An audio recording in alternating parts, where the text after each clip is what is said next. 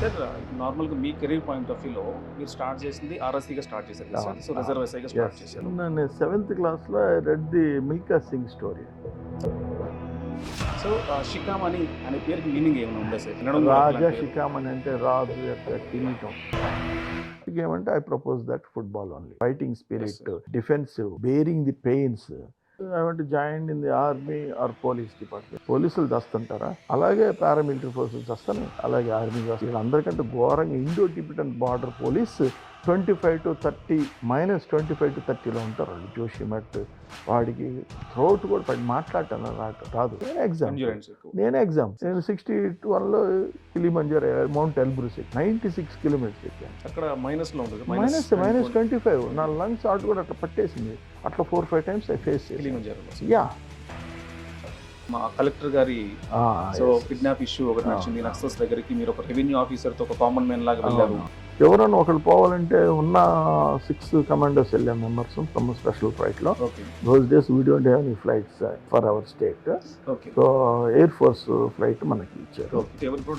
So protocol కాదు, that is way and system standing everything is different. Sir historically world wide so John F Kennedy దగ్గర నుంచి, ఇందిరా గాంధీ గారి దగ్గర నుంచి, రాజీవ్ గాంధీ గారు, అలాగే Japan prime minister Shinzo Abe దగ్గర నుంచి, అలాగే రీసెంట్ ట్రంప్ మీద జరిగినటువంటి సో ఏదైతే అటాక్స్ ఉన్నాయో, సో ఈ అటాక్స్లో మీరు సర్వీస్లో ఉన్నప్పటికీ ఇప్పటికీ సో ఏదైనా అడ్వాన్స్మెంట్ కానీ లేకుంటే ఏదైనా కాంప్లెక్సిటీ పెరిగిందా sir? Next Rajiv Gandhi security failure. అది సెక్యూరిటీ ఫెయిల్యూరా లేకుంటే ఇందిరా గాంధీ గారు రిజెక్ట్ చేశారు అంటున్నారు సార్?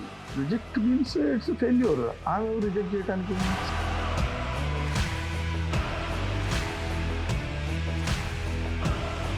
సో అక్కడ స్ట్రాంగ్గా లేరు సెక్యూరిటీ కదా. ఇప్పుడు నేను ఒక వ్యక్తికి నేను సపోర్ట్ చేస్తున్నానంటే that means I have to give my life to you. మీరు రాజేంద్ర గారు కూడా వర్క్ చేశారు, లైక్ కంటిన్యూ చేశాను. లాస్ట్ మీరు అయిన తర్వాత ఇన్సిడెంటే మా దగ్గరికి వెళ్ళిన తర్వాత జరిగింది. ఓకే, నేను చూసిన డైమండ్ లీడర్స్ అంటే టాప్ ప్రియారిటీ రాజీవ్ గాంధీ.